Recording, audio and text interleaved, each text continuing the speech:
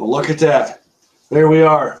All right, well, we're live for the very first show of Wrestling Rage. All right, so I want to welcome everybody. All right, thank you so much for tuning in. If you're not here, that's okay, but you can get here. And if you're not watching now, you can watch it later. Oh, look at what we got going there. Okay, good. First technical difficulty already out of the way. All right, we like that. I'd like to introduce you to my buddy, Tom. What's going on, buddy? Man? All right, Tom and I, we've known each other for, man, how long, man? It's been 20 years. 20 years at least, and we're both pretty avid wrestling fans. As you can see, he's got his Macho Man shirt on tonight, right? Okay, right on. And so we've known each other for about 20 years, and we're both really big wrestling fans, and we have differences in opinion a lot of time, and that's why I brought him on, because you got to have a contrasting opinion. Thanks so much for watching. We got our guest sitting and standing by already. He's waiting to come on here. I want to introduce everybody to Billy Ray Daniels, coming to us live from LaGrange, Texas. All right, how you doing out there, Billy Ray? Doing pretty good right now. All right, good to hear.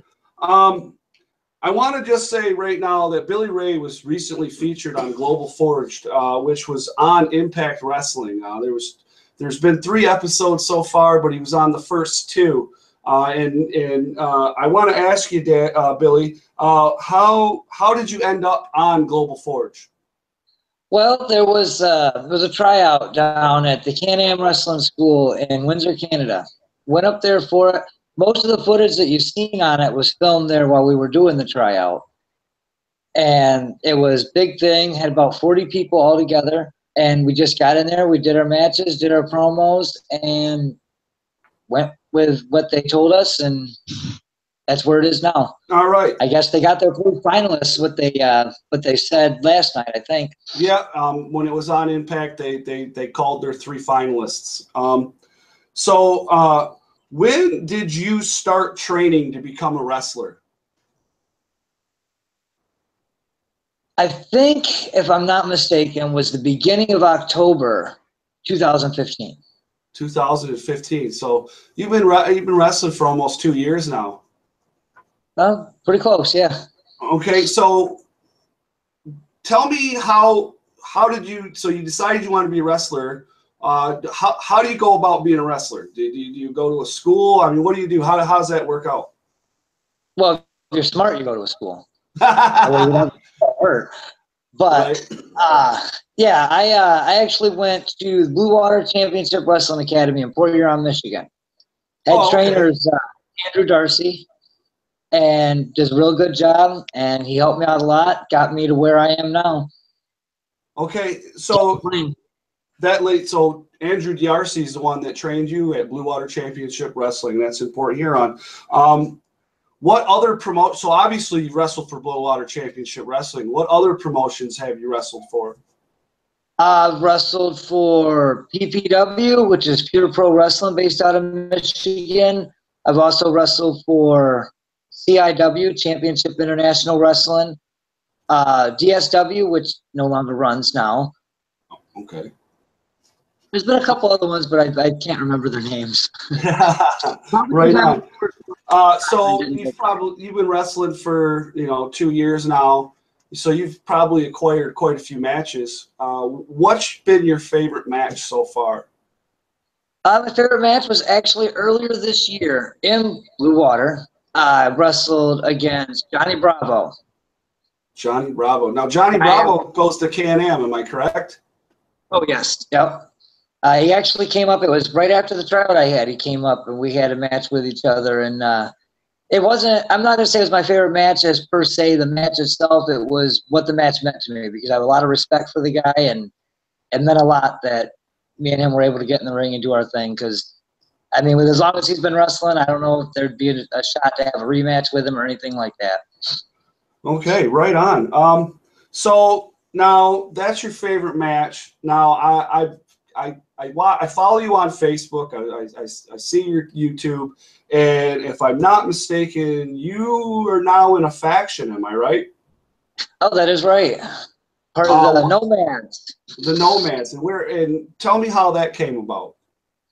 Oh, it's kind of a long story, but I'll try and cut it as short as I can. So when I first started training at Blue Water, one of the first guys I met up there was a guy by the name of A7.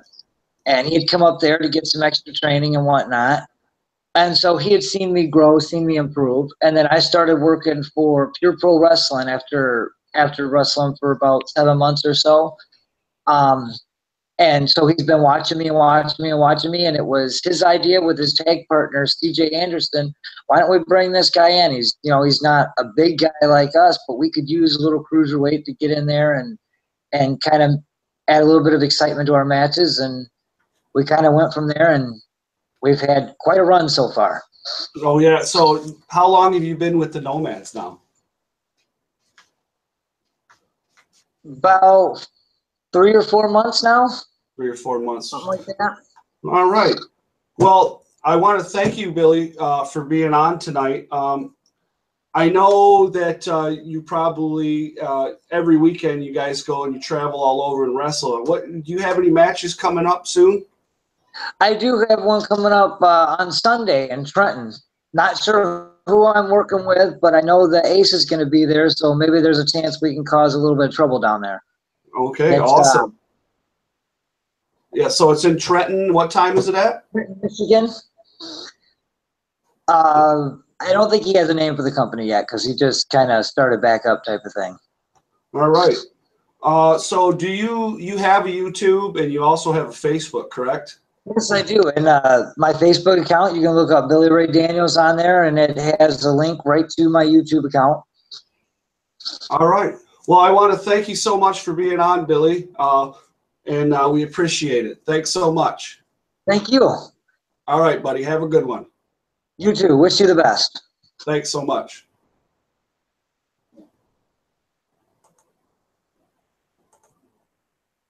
All right. So I wanted to say that was a pretty good interview. What do you think for our first one? I mean, we were a little nervous. I was a little quiet. Yeah, well, that's okay. We can take these off now because we need to be able to hear them. We don't have the proper equipment yet, but we're getting there, of course. Yeah, we'll get there. Right. Okay. So, big news, everybody. It's pretty viral right now. Is the cease and desist that the Young Bucks got from the WWE concerning the horns or whatever you want to call it, the Too Sweet, right? Yeah, Too Sweet, right? Okay, so I'm not exactly sure how this one's gonna go. WWE's got a lot of money. That's where I'm at with that one. The Bucks got behind them. Right, but they're not backing down because there is a new shirt they just released. I believe it was on ProWrestlingTees.com. I believe. Yep, and it's a cease and desist with the 3-line thing. I think it's got something to do with like being a general or what have you. Yes. And then it says cease and desist, and it's got the Young Bucks doing this, and it says censored across it. I'm really interested to see how this is going to go because my thought process is on this one is if you got to remember Stone Cold, right? And we all know crack the beers and give you the bird on both hands. If that's the case, can't they do the same thing for that? Yeah, you would think so. I mean, I don't know. It doesn't make a lot of sense to me to be able to say that you can copyright something like that. Yeah, not a hand gesture. I don't know. I mean, there's been stranger things done. I'm going copyright thumbs up. There you go. There you go. Well, I mean, who was it? The lead singer of Kiss or the bassist? Ronnie James Dio. Right. With the devil horns. Right, but didn't the guy from Kiss try to trademark it? Yeah. All right, and they told him no way. So I don't know. I don't think it's going to happen. I don't know. I wouldn't think so, but stranger things have happened. That's true. So there's that. Now, I went to Evolve. It was Friday the 22nd out in Livonia, Michigan. I got to say, I've been to a few indies, and I had for $30 on a ticket. Let me tell you, I had a blast. Oh, yeah? I had a blast. Well, let's see. The first match was Zack Sabre Jr., and I don't know the other guy's name. But it was a really good match. Zack Sabre Jr., he's quite technical. He does a lot of grapple type holds and moves and stuff. And some of the things that he was doing, he had guys wrapped up in ways that made me want to cringe a little. Yeah, but there was a few matches, but there was a couple that really stuck out. There was this tag team, Ethan Page and ACH is their name. They won the titles that night. And I was really impressed with the match. So there was that, and then there was Matt Riddle. I don't know if you know who Matt Riddle is. He used to fight. Riddle, yeah, Ultimate Fighter. Right? Yeah, he used to fight in the UFC. He was there. He's got his little gimmick thing, bro. You know, bro. Yeah, and they do, bro. It's pretty cool. I like it, and they're really loud there too. And but it was $30, and it was 3 rows all the way around, except for on the camera side. They had probably about 20-30 rows in there, and they offered if you had the first row, you got $10 off any merchandise. If you had the second, third row, you got $5 off merchandise, and the shirts were $20. That's Only nice. Thing was is they didn't have many sizes. They had like 4X and small. I'm like, oh yeah. You know, what do you want? Walk around like a balloon character, right? However, I really enjoyed it. And then it was supposed to be Davey Richards was supposed to be there and go against Zack Sabre Jr. But Davey Richards blew out his knee like the week before. So they brought Cedric Alexander in from 205 Live. Wow. And he used to wrestle in Evolve. And everybody was really happy and like, going nuts. Now, they couldn't put that on their pay-per-view deal because, you know, WWE, you know, and McMahon loves his money. I mean, of course. So they did that, and afterwards they all gave a big old speech concerning there's a big deal with Flo Slam right now. Have you heard about this? No, I haven't. You haven't heard about this? No, I'm surprised. Sorry. I'm really surprised. All right, so Flo Slam was a pay-per-view streaming site for wrestling, you know, and it had Evolve and Shimmer and Shine, APW. There was a bunch of them. FIP. I can't remember. There was a few other ones too. I can't remember. But anyways, it was you paid subscribe by month like the network, and you can get these pay-per-views and stuff. Well, anyways, Flo Slam is suing Evolve because they're saying that they misrepresented the numbers when they bought into this, and Evolve is saying you never promoted it like you were supposed to. Well, the night they filed the lawsuit and they said, well, everything's going to happen. Everybody's going to have, it's going to be fine. You're still going to be able to watch the pay-per-view on Flo Slam. The night of Friday night, they were like, Flo Slam said they were not going to do it. So then they had to bring in a crew from somewhere else, bring them in, and then they put it on iPay-per-view on their website, WWN Live. Yeah. So now my understanding is now that everything that Flo Slam had is going to end up coming over to WWN Live now. That's to my understanding, but I don't know if that's up in the air or if that's legit happening now. Right. You know, but I've heard it through the grapevine here and there, and then whatever you see online. So I don't know. I think I pay the $10 a month for the WWE network, and I would gladly pay $10 or $20 for, you know, Evolve. The product Evolve has is amazing. And I mean, it's just, I don't even know how to explain it. It's not crazy like back in the day when you had, you know, the Attitude Era. You know, it's not that crazy, but at the same time, it's, I don't know, it adds a different level of excitement to watching a live match. I really enjoyed it. So anytime that you know Evolve's coming to your area, you should go. Or if there's a local, maybe you got a local guy around there that's running a show, you know, in the indie scene, go. Pay the $10-15. Even if they don't have a big name on the card, go. Have a blast. Because it's a blast. I love it because the indie guys are so cool, you know. With BWCW, after the shows, you get to go to where they have the show. They have an after party, we'll call it, you know, and they have some soda pop, and have some soda pop for all us kids in there, all the kids out there. They have a little soda pop, and a lot of the Indy guys, a lot of the guys that were on the card stick around for a while. They do a little catering thing, and they hang out and they talk to the fans, and I mean, it's not a bad time. Yeah, I've been to one of those down there at the VFW. Yeah. And then I really enjoyed it. So there's that. So here we go. We got No Mercy. No Mercy just happened. Okay, what was it, Sunday, right? Okay, No Mercy. What was your overall on No Mercy? Before we get into individual on matches, what did you?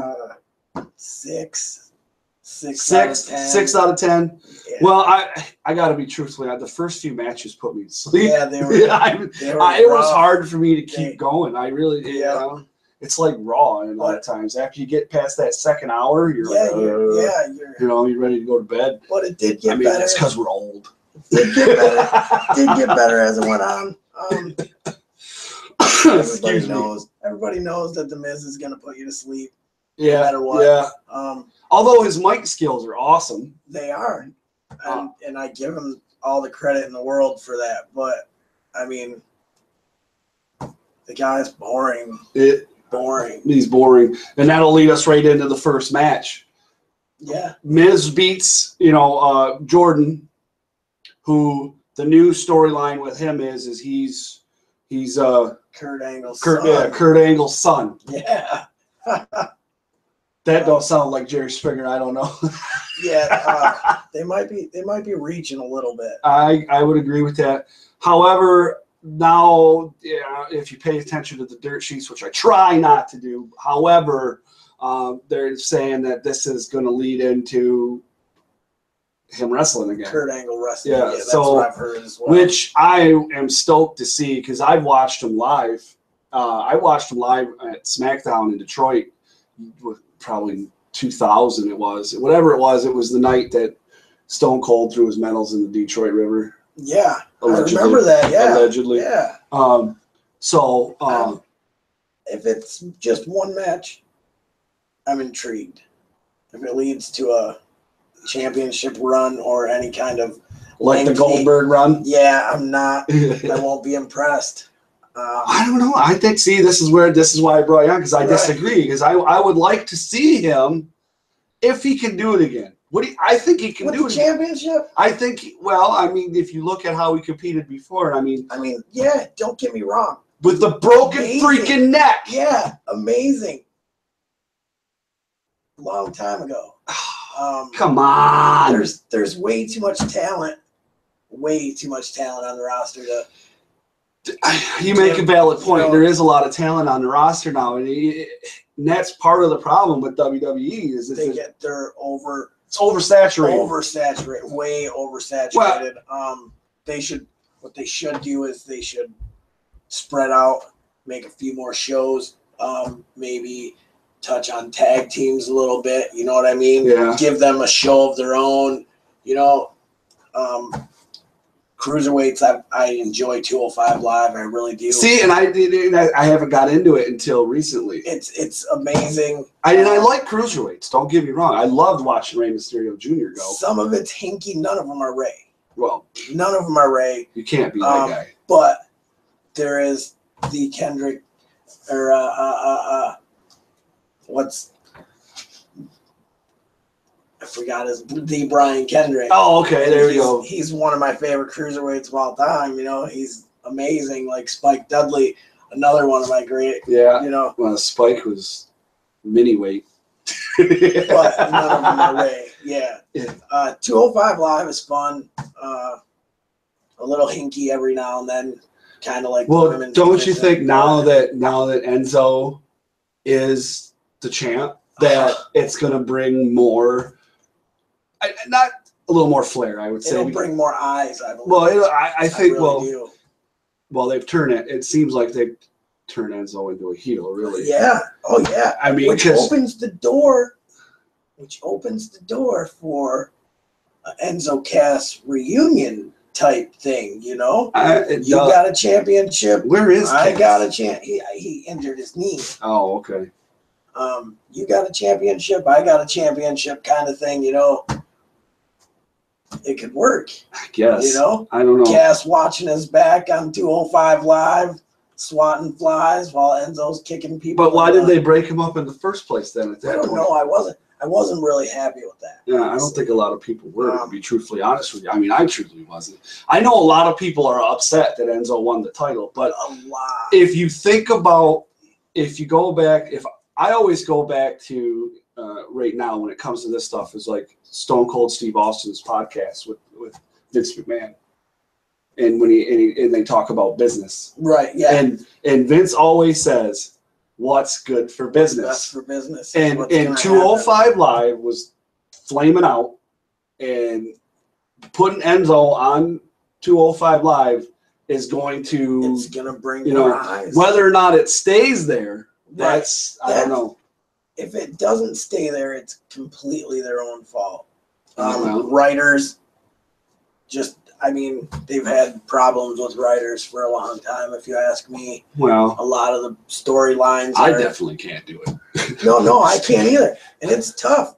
But, I mean, Kurt Angle's got a new kid.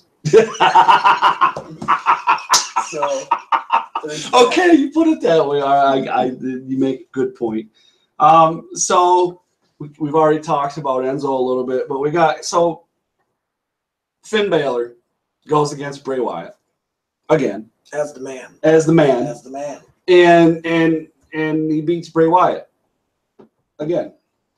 Okay, which I'm okay with. However, I like Bray Wyatt. What is going on with Bray Wyatt? What are they doing with Bray Wyatt? I don't understand where. I don't know. I wondered the same thing after the run with Orton. Well, that was. They played that out way too far. Yeah. And then they did the thing with the house, which was the House of Horrors. Whatever that was. Was that around Halloween, wasn't it? No, actually, I believe it was in the summertime. Yeah. Well, and it was a taped thing. It was horrible, whatever it was. It definitely wasn't something I was interested in. Some of the production quality was actually really good, though. Some, not all, but some of it. And again, a little cheesy. Well, and I think at that point, it's trying to do something of what Lucha Underground does. And with the production value on some of their stuff, not so much the matches itself, but the in between, what I mean? The overall production of the show. I mean, because really, when you think about it, like the way that they tell the storyline in Lucha Underground, it's visual. Right. It's more visual than it is actual storyline. Right. Less talking, more let's show you something and then get in the ring. Right. But Lucha Underground's on its way out the door. But Bray started going downhill when he had after his run with Orton, and I don't see it ending very soon. It doesn't seem. I don't know. He's a great wrestler. He comes from a wrestling family. He comes from great pedigree. Right. And I don't know what they're. Is it one of those things where you got to earn your keep before you can? I don't think so. If you ask me, he's earned his keep. How many Fireflies do you see in the audience? That's true. I agree with you on that. There are a lot of people following the buzzards here. Right. So, and then now they announced Asuka. I always have a hard time saying her name. I haven't really watched anything from her. You don't watch NXT? Sometimes I do, sometimes I don't. 205 Live is. Yeah, well, I like Wednesday nights is hard to after you've got especially after a pay-per-view. Yeah. You got pay-per-view Sunday, Monday Raw, Tuesday SmackDown, and 205 Live, and then you also got NXT on Wednesday. But see, I watched 205 Live on Wednesday, so that's why. Oh, okay. That makes sense. Yeah. You get caught up. Yeah. Well, I watched a few of her matches. She was undefeated. She beat Goldberg's record. Really? Yeah. And she relinquished the title.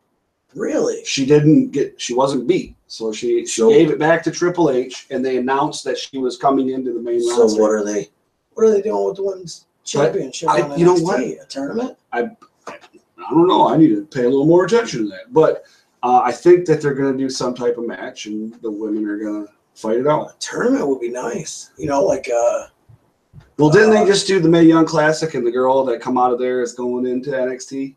Yes, That's right. They did. So they're probably one of the women in that was an ex-UFC fighter.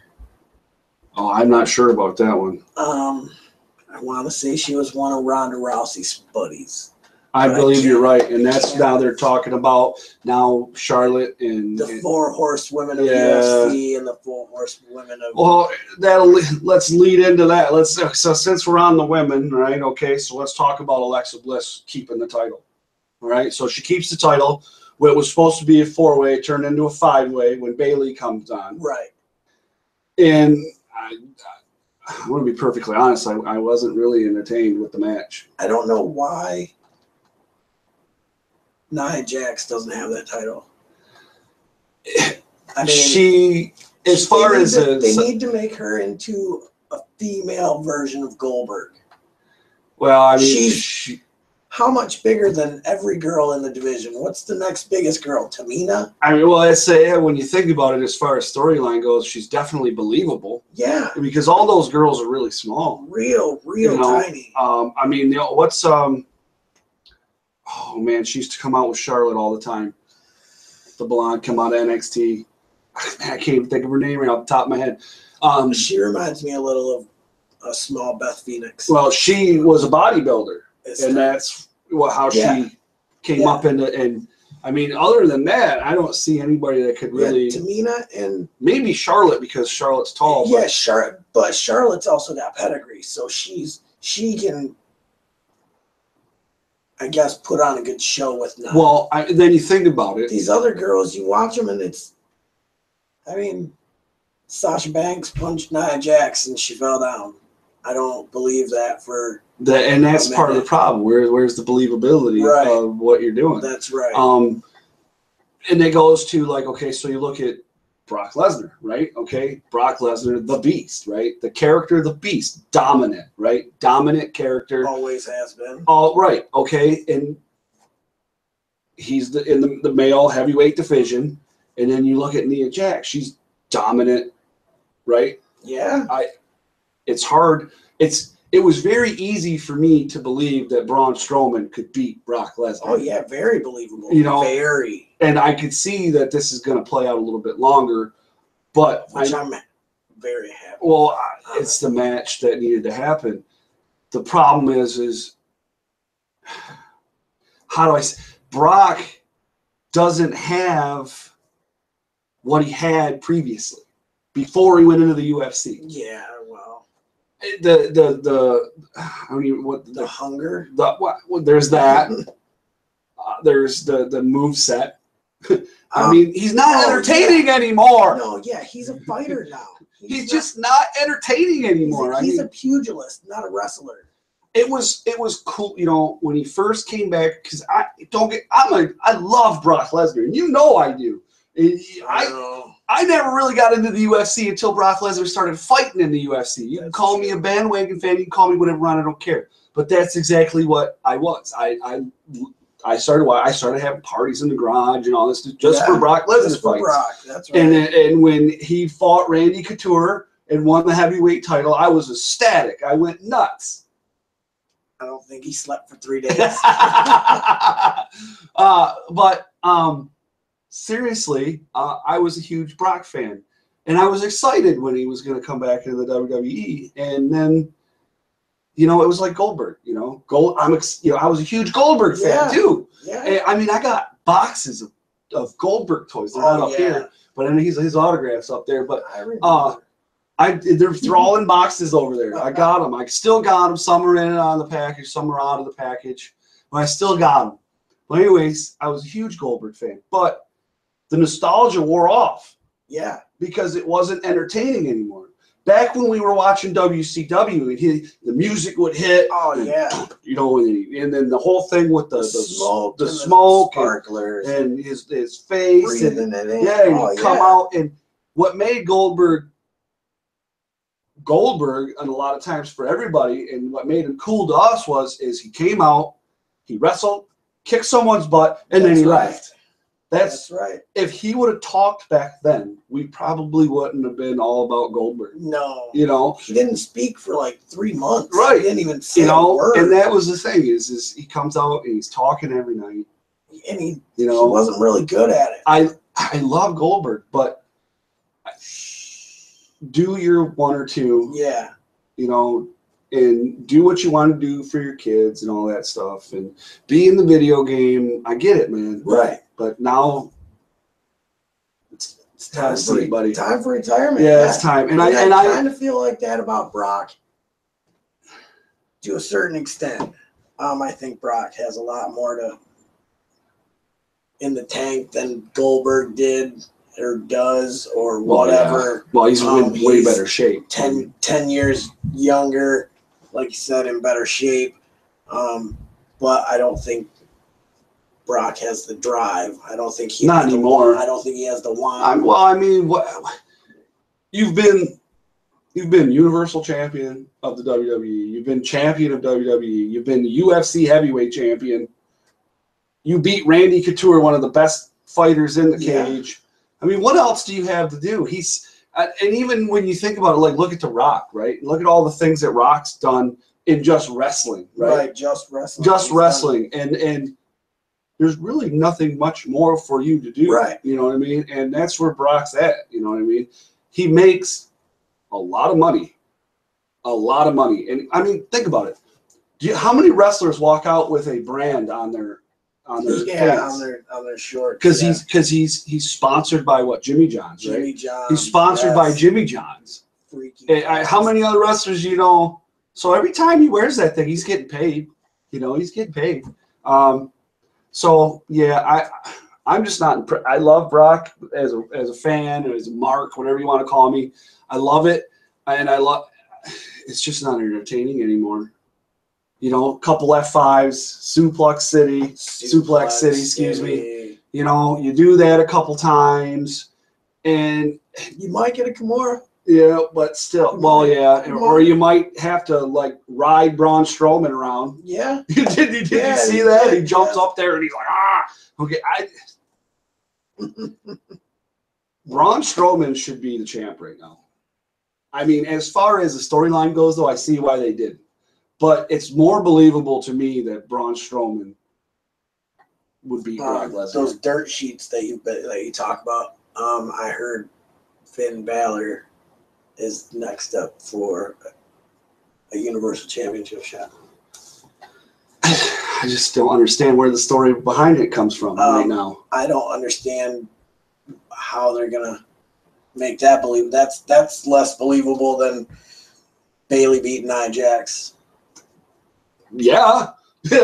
I don't know. I just see Braun Strowman, and then that sets something else up for somebody that they need to put over. You know? Yeah. You know? Well, I like Braun. I do too. A lot. He's grown. Well, when he was picking up the first time him and Brock tangled, right, and he was picking them up like a sack of potatoes and just throwing them around, I'm like, because oh man, that was awesome. Yeah. You know, and that's why I like UFC too. Someone just gets knocked out, you know. But I'm just saying, that was awesome. And then he puts him through the table, and man, this is amazing, you know. But they didn't take that into the pay-per-view. No, yeah, you're right. They didn't take that momentum into the pay-per-view to build upon the next. I don't know about the finish. The finish was quick, you know. It did. Does it make people talk? Like, I don't know if it made a buzz. It might have made a buzz, but not the right kind of buzz. Oh, okay. Well, I suppose. All right, so we've talked about Brock. And that was the main event. Then we got Cena versus Reigns. Now, you've changed your opinion on Reigns, am I right? You used to not like Reigns, and now you're okay with him? I used to loathe Roman Reigns. I mean, I used to change the channel when he walked on. Okay. Just changed. What made you change your opinion on that? Him and Braun Strowman. Their match or their storyline? Their whole run. Okay. Their whole rivalry was amazing. I don't mean like the picking up the ambulance. Right. I wasn't really a big fan of that part, but the rest of it was amazing. Roman Reigns, in my eyes, showed that he could tell a story in the ring. Okay. He could perform, and even though he's Hulk Hogan, John Cena reboot, he's a 5 moves of doom guy, and that's it. You know what you're getting with him. It's cut and dry, but he can perform. He can sell. He can put over. He's getting better on the mic, not where he needs to be, but better. The last mic session with him and Cena before the pay-per-view, I was kind of impressed with him with the things that he was saying, and I'm like, yeah, whoa. And I think he's come to terms with the heat from the crowd. Well, I mean, you got to. Early You're on, gonna have to. Early on in the Strowman Reigns rivalry, you could see that it really bothered him. Well, you could see it, and now he seems like he's kind of washed his. It's just running off his back now, Yeah. So I think that's what made me change my mind about Reigns. When I think about it, like I look at it in 2 ways, because like Triple H, right? Mm-hmm. All right, I don't like Triple H's character. I hate Triple H. I do. Story standpoint, definitely. But Triple H, the trainer, NXT. Yeah, Paul Levesque. Yeah, that guy. Yeah, Paul Levesque. I respect everything about, because what he's doing for the business is amazing, because he's nurturing talent, and he's the indies are striving because of the product NXT's producing. Yeah. I think, and I'm not saying that it's all because of that. Right. There's a lot of other things that are going on, but because of the product NXT's putting out, it's helping the indies. Yeah. Obviously the promoters that are booking and so on and so forth, they're making the card, and they're doing the writing, and they're doing there's that, and it's their show, and they make it. But I think that what the product that NXT's putting out is helping them sell more tickets. Well, yeah, because they got guys that are on Evolve, and that Cedric Alexander. So they see the light, where 10, 15 years ago they had the power plant, and that was it. Yeah. So and Cedric Alexander, when he took the mic at Evolve, and he said he thanked Evolve. Yeah. And he said, and he talked about, like, he was lost in his career until he got to Evolve. He didn't know the path that he was actually going to go down. And he said, and I got to Evolve, and when I got to Evolve, they helped me mold into what I am, and help me develop and get to where I'm going and get into the WWE. And he's good. He is really good. And then he stopped the crowd from chanting. Everybody was thank you and all that stuff. And he stopped, and he's Zack Sabre Jr. there, and he says that's the next big guy. Yeah. He said that's the guy that's the next guy. Yeah. And because he's really good, and he's good on the mic too, and he's British. Women love British accents. Yeah, they do. So I love British accents. It depends. I mean, the new doctor's a woman. So hello, governor. Yeah, hello, governor. But so there's that. I haven't really got too much for it. I watched a little bit of Raw. I didn't really watch a lot of it. I perused. Fast forward it. All right, let's see what this match got going on. Right. Well, I do want to talk that on October 28th in Port Huron, Blue Water Championship Wrestling is going to have Adam Rose. I don't know what is he. I don't know what he goes by now, because he can't go by Adam Rose. Right, he's not allowed to. And if Andrew was around, he would tell me. but he's coming in, and the bunny will be there, and they're looking for the bunny too. Amazing. Right. Well, and then so you get your ticket, and then you could also be a rosebud. A rosebud. You gotta have a costume, and it's an extra cost to it, but whatever. You know, you can be a rosebud and say you're a rosebud. Not my thing, but you know, it could be mine. It could be. I have always wanted to be a rosebud. Yeah, I'm not. That's not my. No. Come on. No. You don't like to party? I don't know. It's just it's not really my thing. I'm not really like concerned about that type of thing. I guess I don't know. He just doesn't like fun. Yeah, that's it. But you know, when I went to the Evolve show and afterwards, I've been to a few indies where you know I get some autographs afterwards. You know, and that's where I got a lot of these from. You know, and I met Matt Riddle, which was cool. Yeah. He didn't have anything to sign. He didn't have any 8x10s or anything like that. So I wasn't able to get anything signed, but I got a selfie with him, and he was really cool.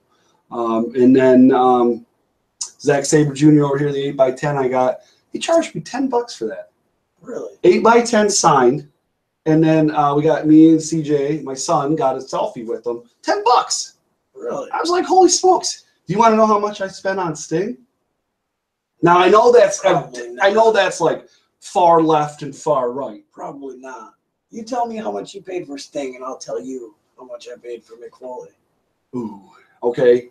So it was $60 for an autograph for Sting. Ouch. Yeah, $60 for your own selfie. Ouch. Yeah, $80 for a photo like that, where it was a professional photo, like I got with the 4 horsemen there.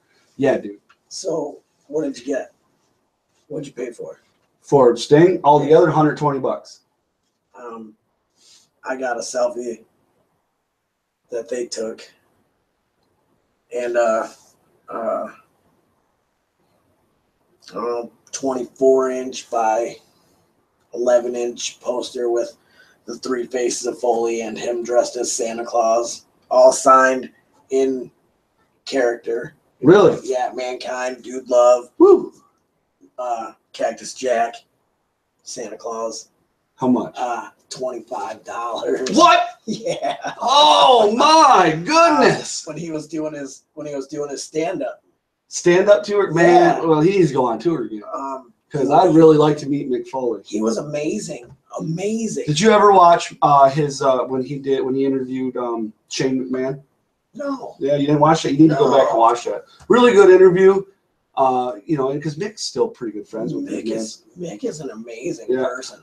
Well, and it was a really good interview. Yeah. You know, and it was supposed to be on Stone Cold's podcast, but Stone Cold was out. He had surgery or something, so he didn't do it. But Mick Foley did it, and it was really cool. And then shortly after, Mick became general manager of Raw and so on and so forth. I was really sad when he left. Well, he was having surgery, if I'm not mistaken. Yeah. So, but you know, I'm a huge. Yeah, well, $25. That's and you got 3 faces of Foley. Yeah, plus the Santa Claus, plus Mick Foley. Right.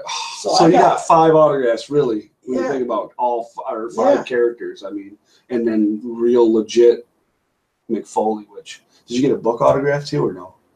No. Well, I mean, I probably wouldn't have got the book because I'm not much. I wouldn't. No, I read, but not wrestling books. He didn't have any books. At that time? No, he was promoting. I forget what it is. You gotta get a drink of water. A charity. I want to say it was like a battered women's charity or something. I forget what it was called. Well, that's cool though. 3 or 4 years ago, so you know. Well, I mean, Rain. It was called Rain. Rain? There you go, Rain. Okay, that's the name of the organization. That's right. Okay, gotcha. Well, that's good. Glad I remembered. Well, and then this here, if you look back here, this was XPW's first show.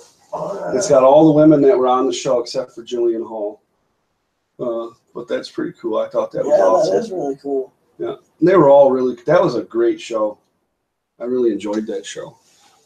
But All right, guys. Well, next time I'm going to start uploading, you know, a little tidbits throughout the week leading up to the show on Friday. And this was our first show, so we're a little, you know, in the business, you know, when you haven't been in the ring for a while, they call it ring rust. Ring rust, Yeah. yeah. Well, we don't have ring rust. We're noobs. So we're just, you know, we're getting our feet wet. We're getting there. It's something that I wanted to do. It brought him on, and now we're doing it together. And, you know, if we fall flat on our face, well, I've done that before. Yeah. Oh, well, we fall flat on our face. It's really not about anything other than the business of wrestling. Yeah, about wrestling. I mean, because it's something that everybody enjoys. I don't know, anytime that I've ever been to get autographs or anything to do with wrestling, it's this tight-knit community. Oh, yeah. For the most part. You know, you get your one idiot. You know, there's always one bad apple in the bunch. But, I mean, for the most part, like, I sat in line when me and my buddy Alex went down to shout out wannabe Alex Weir, right? Cruiserweight champ for NOW down there in Ohio, Northwestern Ohio, Northern Ohio. Yeah, Northern Ohio Wrestling. That's what it is. There's so many different acronyms now. There's that one, and then there's he's the city champ for, I forget what the name of the organization is. It's out Flint area though. But so anyways, shout out to Wannabe. Yeah, I've been watching him. He's amazing. Amazing. Man, to watch when you watch, like I said, I have a picture. Like I said, I got a picture up there of his first match. He didn't even know he was going to wrestle that night. He was sitting nope, bought his ticket and was watching wrestling. And it was the night Marty Jannetty was there. And the 5MW come out and nobody knew. And all of a sudden they're like, who's going to be your tag team partner? And they're like, you. And they pointed at Alex. And then it was... That's where the wannabe name came from. The whole 9 years. He blew up from there. Let me tell you, that kid's amazing. He's going somewhere. I agree with you. Well, you know, and Billy Ray there, he trained with BWCW with Andrew. Yeah. And so does Alex. Alex comes out of that school. Oh man. So does Keith Sweat, who I don't know what his name is, or no, they're calling him something else too. The House of Hair. Well, that's the tag team with him and Corey Lyons. But they're all three of them are great wrestlers. They're amazing. Amazing. Keith Sweat recently went down to, so there was Evolve. When I went to Evolve in Livonia, it was Evolve 92.